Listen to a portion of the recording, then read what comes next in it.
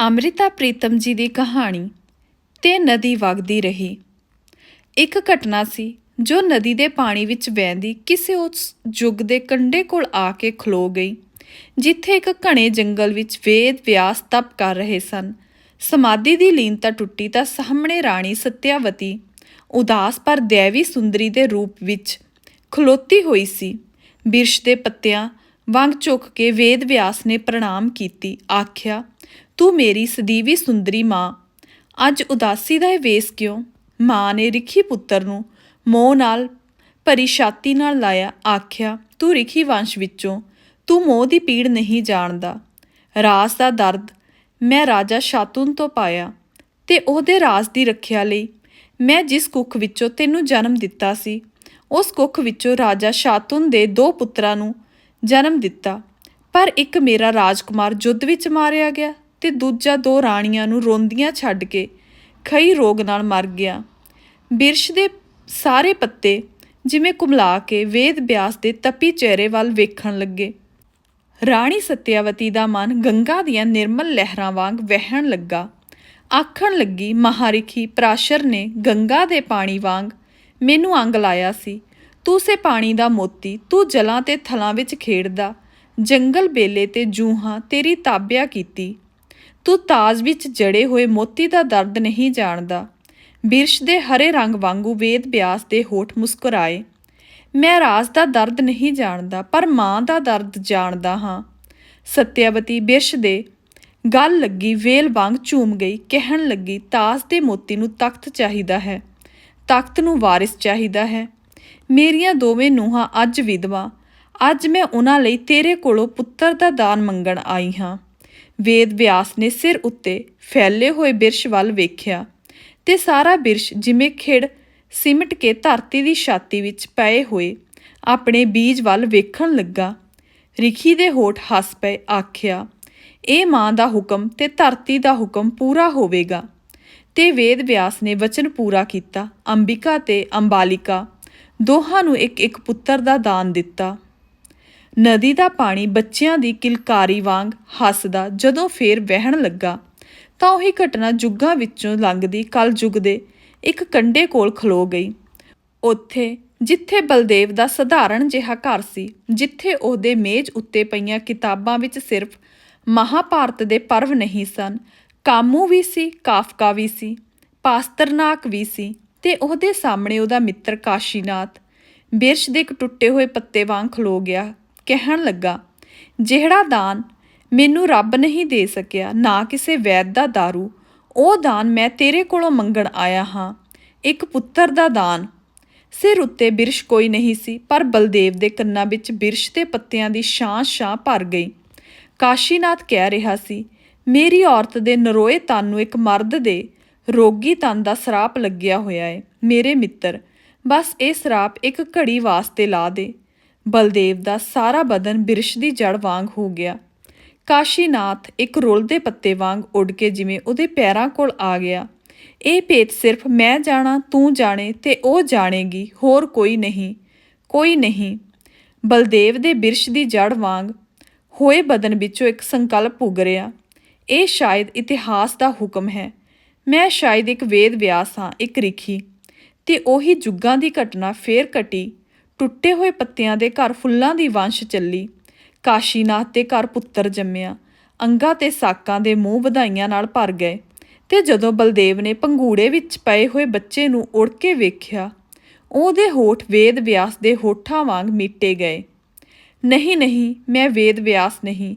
ਬਲਦੇਵ ਦੀ ਆਪਣੀ ਹੀ ਚੀਕ ਵਰਗੀ ਆਵਾਜ਼ ਨਾਲ ਨੀਂਦਰ ਖੁੱਲ੍ਹ ਗਈ।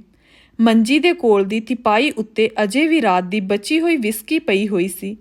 ਉਹਨੇ ਕੰਬਦੇ ਹੱਥ ਨਾਲ ਗਲਾਸ ਵਿੱਚ ਵਿਸਕੀ ਲੱਦੀ ਤੇ ਇੱਕ ਡੀਕ ਨਾਲ ਪੀਂਦਾ ਬੋਰੀਆਂ ਵਾਂਗ ਬੋਲਣ ਲੱਗਾ, ਤੂੰ ਦੇਵ ਪੁੱਤਰ ਸੀ ਵੇਦ ਵਿਆਸ, ਤੂੰ ਮਾਨਵ ਪੁੱਤਰ ਨਹੀਂ ਸੀ। ਬਲਦੇਵ ਦੀ ਕਲਪਨਾ ਉਹਨੂੰ ਸਦੀਆਂ ਤੋਂ ਦੂਰ ਇੱਕ ਜੰਗਲ ਵਿੱਚ ਲੈ ਗਈ ਤੇ ਉਹ ਜੰਗਲ ਦੇ ਵਿਰਲਾਪ ਵਾਂਗ ਬੋਲਿਆ, ਰਿਖੀ ਰਾਜ, ਤੇਰੇ ਕੋਲ ਸਮਾਧੀ ਹੈ, ਨਿਰੀ ਸਮਾਧੀ, ਪਰ ਮੇਰੇ ਕੋਲ ਸੁਪਨੇ ਨੇ, ਬਹੁਤੇ ਸੁਪਨੇ। ਬਲਦੇਵ ਦੇ ਬੋਲ ਛਾਤੀ ਵਿੱਚੋਂ ਉੱਠ ਕੇ ਰੁੱਖਾਂ ਨਾਲ ਟਕਰਾਉਂਦੇ ਰਹੇ। ਵੇਖ ਰਿਖੀ ਪੁੱਤਰ, ਮੇਰੇ ਵੱਲ ਵੇਖ, ਇਹ ਵੇਖ ਮੇਰੀ ਅੰਬਿਕਾ, ਤੈਨੂੰ ਤਾਂ ਆਪਣੀ ਅੰਬਿਕਾ ਦੀ ਦੂਜੇ ਦਿਨ ਪਛਾਣ ਵੀ ਨਹੀਂ ਸੀ ਰਹੀ, ਪਰ ਵੇਖ, ਇਹ ਮੇਰਾ ਪਰਛਾਵਾਂ ਨਹੀਂ, ਮੇਰੀ ਅੰਬਿਕਾ ਏ। ਮੈਂ ਜਿੱਥੇ ਜਾਵਾਂ ਮੇਰੇ ਨਾਲ ਜਾਂਦੀ ਹੈ। ਤੇ ਬਲਦੇਵ ਜ਼ੋਰ ਦੀ ਹੱਸਿਆ। ਦੇਖ ਰਿਖੀ ਪੁੱਤਰ, ਤੇਰਾ ਕੋਈ ਪਰਛਾਵਾਂ ਨਹੀਂ। ਲੋਕ ਸੱਚ ਆਖਦੇ ਨੇ ਕਿ ਦੇਵਤਿਆਂ ਦਾ ਪਰਛਾਵਾਂ ਨਹੀਂ ਹੁੰਦਾ, ਪਰ ਇਨਸਾਨ ਨੂੰ ਤਾਂ ਪਰਛਾਵੇਂ ਦਾ ਸਰਾਪ ਹੁੰਦਾ ਏ। ਵੇਖ ਮੇਰਾ ਪਰਛਾਵਾਂ ਮੇਰੇ ਤੋਂ ਵੱਡਾ। ਫਿਰ ਬਲਦੇਵ ਦੀ ਆਵਾਜ਼ ਅੰਤਾਂ ਦੀ ਚੁੱਪ ਨਾਲ ਟਕਰਾ ਕੇ ਨਿਮੋਝੁਣ ਹੋ ਗਈ। ਤੇਰੀ ਸਮਾਧੀ ਖੁੱਲ੍ਹ ਗਈ ਸੀ ਜਦੋਂ ਸਤਿਆਵਤੀ ਨੇ ਆਵਾਜ਼ ਦਿੱਤੀ ਸੀ, ਪਰ ਮੇਰੀ ਆਵਾਜ਼ ਨਾਲ ਨਹੀਂ ਖੁੱਲ੍ਹਦੀ। ਕਿਉਂ ਨਹੀਂ ਖੁੱਲ੍ਹਦੀ? ਤੂੰ ਅੰਬਿਕਾ ਦੀ ਝੋਲੀ ਵਿੱਚ ਖੇਡਦਾ ਆਪਣਾ ਪੁੱਤਰ ਕਦੇ ਆਪਣੀਆਂ ਬਾਹਾਂ ਵਿੱਚ ਚੁੱਕ ਕੇ ਨਹੀਂ ਸੀ ਵੇਖਿਆ। ਮੈਂ ਵੇਖਿਆ ਹੈ ਉਹਨੂੰ ਬਾਹਾਂ ਵਿੱਚ ਚੁੱਕ ਕੇ ਗਲ ਨਾਲ ਲਾ ਕੇ, ਤੇ ਤੂੰ ਨਹੀਂ ਜਾਣਦਾ। ਫਿਰ ਉਹਨੂੰ ਗਲ ਨਾਲੋਂ ਲਾਉਣਾ ਆਪਣੇ ਮਾਸ ਨਾਲੋਂ ਮਾਸ ਦੇ ਟੁਕੜੇ ਨੂੰ ਤੋੜਨ ਵਾਂਗ ਹੁੰਦਾ ਹੈ। ਬਲਦੇਵ ਦਾ ਸਾਰਾ ਪਿੰਡੇ ਵਿੱਚੋਂ ਵਗਦੇ ਲਹੂ ਵਿੱਚ ਭਿੱਜ ਗਿਆ। ਤੂੰ ਕਦੇ ਲਹੂ ਦੀ ਹਵਾੜ ਨਹੀਂ ਵੇਖੀ ਰਿਖੀ ਪੁੱਤਰ। ਆਦਮ ਦੇ ਲਹੂ ਦੀ ਇੱਕ ਹਵਾੜ ਵੀ ਹੁੰਦੀ ਹੈ। ਜਦੋਂ ਧੁਰ ਮਨ ਤੱਕ ਜ਼ਖਮੀ ਹੋ ਜਾਂਦਾ ਹੈ, ਤੇ ਉਹ ਲਹੂ ਦੀ ਇੱਕ ਸੁਗੰਧ ਵੀ ਹੁੰਦੀ ਹੈ। ਜਦੋਂ ਬੱਚੇ ਦੇ ਕੂਲੇ ਕੂਲੇ ਹੋਠ ਹੱਸਦੇ ਹਨ, ਉਦੋਂ ਆਪਣੇ ਹੀ ਪਿੰਡੇ ਵਿੱਚੋਂ ਲਹੂ ਦੀ ਇੱਕ ਸੁਗੰਧ ਉੱਠਦੀ ਹੈ। ਤੇ ਇੱਕ ਹੋਰ ਤਿੱਖੀ ਸੁਗੰਧ ਬਲਦੇਵ ਦੇ ਮੱਥੇ ਦੀਆਂ ਨਾੜਾਂ ਵਿੱਚ ਫੈਲ ਗਈ, ਤੇ ਉਹ ਅੱਧੀ ਜਿਹੀ ਸੁਰਤ ਵਿੱਚ ਬੋਲਿਆ, ਮੇਰੀ ਅੰਬਿਕਾ ਦੇ ਪਿੰਡੇ ਦੀ ਸੁਗੰਧ ਭਾਵੇਂ ਕਿੱਥੇ ਚਲੀ ਜਾਵੇ, ਮੈਂ ਉਹਨੂੰ ਲੱਭ ਸਕਦਾ ਹਾਂ। ਉਹਦੇ ਕੰਬਦੇ ਸਾਹ ਇੱਥੇ ਮੇਰੇ ਮੋਢੇ ਕੋਲ, ਮੇਰੀ ਬਾਂਹ ਕੋਲ, ਮੇਰੀ ਗਰਦਨ ਕੋਲ ਪਏ ਹੋਏ ਨੇ, ਇੱਕ ਅਮਾਨਤ ਵਾਂਗ ਪਏ ਹੋਏ ਨੇ। ਤੇ ਵੇਖ ਮੇਰੇ ਅੰਦਰ ਵੀ, ਮੈਂ ਉਹਦੇ ਹੋਠਾਂ ਵਿੱਚੋਂ ਇੱਕ ਪੂਰਾ ਘੁੱਟ ਪੀਤਾ ਸੀ। ਬਲਦੇਵ ਦੇ ਮੱਥੇ ਦੀ ਇੱਕ ਨਾੜ ਚੀਸ ਵਾਂਗ ਕੱਸੀ ਗਈ, ਤੇ ਉਹ ਹੇਠਲੇ ਹੋਠ ਨੂੰ ਦੰਦਾਂ ਵਿੱਚ ਲੈ ਕੇ ਕਹਿਣ ਲੱਗਾ, ਰਿਖੀ ਪੁੱਤਰ, ਤੂੰ ਸਿਰਫ ਦੇਣਾ ਜਾਣਦਾ ਸੀ। ਤੈਨੂੰ ਕੁਝ ਵੀ ਲੈਣ ਦੀ, ਕੁਝ ਵੀ ਅੰਗੀਕਾਰ ਕਰਨ ਦੀ ਪਛਾਣ ਨਹੀਂ ਸੀ। ਮੈਂ ਉਹੀ ਪਛਾਣ ਪਾਈ ਹੈ। ਮੈਂ ਜਦੋਂ ਆਪਣੀ ਅੰਬਿਕਾ ਦੇ ਜਿਸਮ ਦੀਆਂ ਤਹਿਆਂ ਵਿੱਚ ਗਿਆ ਸਾਂ, ਉਹ ਤਹਿਾਂ ਮੈਨੂੰ ਲੈ ਕੇ ਇੱਕ ਮੁੱਠ ਵਾਂਗ ਮੀਟੀਆਂ ਗਈਆਂ ਸਨ, ਤੇ ਫਿਰ ਜਦੋਂ ਫੁੱਲ ਦੀਆਂ ਪੱਤੀਆਂ ਵਾਂਗ ਖੁੱਲ੍ਹੀਆਂ ਸਨ, ਮੈਂ ਵਾਪਸ ਮੁੜਦਾ ਉਹਨਾਂ ਦੀ ਗੰਧ ਆਪਣੇ ਨਾਲ ਲੈ ਆਇਆ ਸਾਂ। ਉਹ ਸਿਰਫ ਕੁਝ ਦੇਣ ਦਾ ਨਹੀਂ, ਕੁਝ ਲੈਣ ਦਾ ਵੀ ਪਲ ਸੀ। ਮੈਂ ਉਹ ਪਲ ਵੇਖਿਆ ਹੈ ਰਿਖੀ ਪੁੱਤਰ, ਤੂੰ ਨਹੀਂ ਵੇਖਿਆ। ਦੇਣਾ ਦਰਦ ਨਹੀਂ ਹੁੰਦਾ, ਲੈਣਾ ਇੱਕ ਦਰਦ ਹੁੰਦਾ ਹੈ। ਤੂੰ ਉਹ ਦਰਦ ਨਹੀਂ ਜਾਣਦਾ ਮੇਰੇ ਰਿਖੀ ਰਾਜ। ਦੁਆਲੇ ਸਭ ਸ਼ਾਂਤ ਸੀ, ਦੁਆਲੇ ਵੀ, ਦੂਰ ਤੱਕ ਵੀ। ਜਿੱਥੋਂ ਤੱਕ ਬਲਦੇਵ ਨੂੰ ਜ਼ਿੰਦਗੀ ਦੇ ਰਹਿੰਦੇ ਵਰਿਆਂ ਦਾ ਭਵਿੱਖ ਦਿਸ ਸਕਦਾ ਸੀ, ਉੱਥੋਂ ਤੱਕ ਇੱਕ ਅੰਤਹੀਨ ਚੁੱਪ, ਇੱਕ ਖਾਮੋਸ਼ ਹਨੇਰਾ। ਪਰ ਬਲਦੇਵ ਹਨੇਰੇ ਵਿੱਚ ਪਏ ਹੋਏ ਹਨੇਰੇ ਦੇ ਇੱਕ ਟੁਕੜੇ ਵਾਂਗ ਗਾੜਾ ਹੋ ਕੇ ਆਪਣੇ ਅੰਗਾਂ ਵਿੱਚ ਸਿਮਟ ਗਿਆ। ਉਹਦੇ ਹੋਠ ਕੁਝ ਇੰਜ ਹਿਲਦੇ ਰਹੇ ਜਿਵੇਂ ਹਨੇਰੇ ਦੀਆਂ ਤਹਿਾਂ ਹਿਲਦੀਆਂ ਹੋਣ। ਉਹ ਮੇਰੇ ਕੋਲੋਂ ਅੱਗ ਦੀ ਇੱਕ ਚਿਣਗ ਲੈਣ ਵਾਸਤੇ ਆਈ ਸੀ।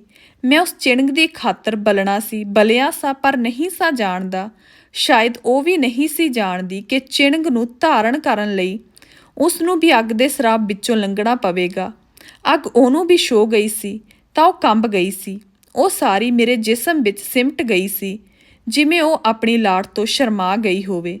ਤੇ ਹੁਣ ਇਸ ਰਾਖ ਵਿੱਚ ਉਹ ਵੀ ਬਲ ਕੇ ਬੁਝ ਕੇ ਆਪਣੀ ਰਾਖ ਰਲਾ ਗਈ ਹੈ। ਵੇਖ ਰਿਖੀ ਰਾਜ, ਸੁਰਤ ਦੇ ਹਨੇਰੇ ਵਿੱਚ ਇੱਕ ਆਕਾਰ ਜਿਹਾ ਉੱਭਰਿਆ, ਕੋਈ ਪੱਥਰ ਦੀ ਮੂਰਤੀ ਵਰਗਾ, ਸ਼ਾਇਦ ਸਮੇਂ ਨਾਲ ਸੱਚਮੁੱਚ ਪੱਥਰ ਹੋ ਚੁੱਕਾ, ਜਾਂ ਅਜੇ ਵੀ ਜਿਉਂਦਾ ਤੇ ਤਪੱਸਿਆ ਵਿੱਚ ਲੀਨ ਬੈਠਾ ਹੋਇਆ। ਬਲਦੇਵ ਨੇ ਹਨੇਰੇ ਵਿੱਚ ਬਾਂਹ ਪਸਾਰੀ, ਹੇਠਾਂ ਜ਼ਮੀਨ ਨੂੰ ਟੋਹ ਕੇ ਉਹਦੇ ਪੈਰਾਂ ਨੂੰ ਛੂਹਣ ਲਈ, ਤੇ ਕੰਬਦੀ ਬਾਂਹ ਵਾਂਗ ਉਹਦੀ ਆਵਾਜ਼ ਕੰਬੀ, ਮੈਂ ਭੁੱਲ ਗਿਆ ਰਿਖੀ ਰਾਜ, ਮੈਂ ਆਦਮ ਪੁੱਤਰ ਹੋ ਕੇ ਤੇਰੀ ਰੀਸ ਕੀਤੀ ਸੀ। ਮੈਂ ਇੱਕ ਪਲ ਤੂੰ ਹੋ ਕੇ ਵੇਖਿਆ, ਸਿਰਫ ਇੱਕ ਪਲ। ਮੈਂ ਜਿਵੇਂ ਇੱਕ ਪਲ ਲਈ ਤੇਰਾ ਆਸਣ ਚੁਰਾ ਲਿਆ, ਪਰ ਮੈਂ ਤੂੰ ਨਹੀਂ ਹੋ ਸਕਦਾ। ਤੂੰ ਆਪਣੇ ਜੰਗਲ ਵਿੱਚ ਅਜੇ ਵੀ ਅਡੋਲ ਬੈਠਾ ਹੋਇਆ ਏ। ਮੈਂ ਆਪਣੇ ਜੰਗਲ ਵਿੱਚ ਭਟਕ ਰਿਹਾ ਹਾਂ। ਮੈਨੂੰ ਸਿਰਫ ਦੇਣ ਦਾ ਵਰ ਨਹੀਂ ਮਿਲਿਆ, ਲੈਣ ਦਾ ਸਰਾਪ ਵੀ ਮਿਲਿਆ ਹੈ। ਮੈਂ ਆਪਣੀ ਅੰਬਿਕਾ ਆਪਣੇ ਕੋਲ ਚਾਹੁੰਦਾ ਹਾਂ, ਆਪਣਾ ਬੱਚਾ ਵੀ। ਵੇਖ ਮੇਰੀਆਂ ਅੱਖਾਂ ਸਿਰਫ ਮੇਰੇ ਮੂੰਹ ਉੱਤੇ ਨਹੀਂ, ਮੇਰੀ ਪਿੱਠ ਉੱਤੇ ਵੀ ਹਨ। ਉਹ ਪਿੱਛੇ ਦੂਰ ਉੱਥੇ ਵੇਖ ਰਹੀਆਂ ਹਨ, ਜਿੱਥੇ ਮੇਰੀ ਅੰਬਿਕਾ ਮੇਰੇ ਕੋਲ ਸੀ, ਮੇਰੀ ਵੱਖੀ ਨਾਲ ਲੱਗੀ ਹੋਈ, ਤੇ ਮੈਂ ਉਹਦੀ ਕੁੱਖ ਵਿੱਚ ਉੱਗ ਰਿਹਾ ਸਾਂ। ਬਲਦੇਵ ਦੀ ਨੀਮ ਜਿਹੀ ਸੁਰਤ ਫਿਰ ਨੀਂਦਰ ਦੀ ਝੋਕ ਬਣ ਗਈ, ਤਾਂ ਕਮਰੇ ਦੀ ਖਾਮੋਸ਼ੀ ਨੇ ਇੱਕ ਚੈਨ ਦਾ ਸਾਹ ਲਿਆ।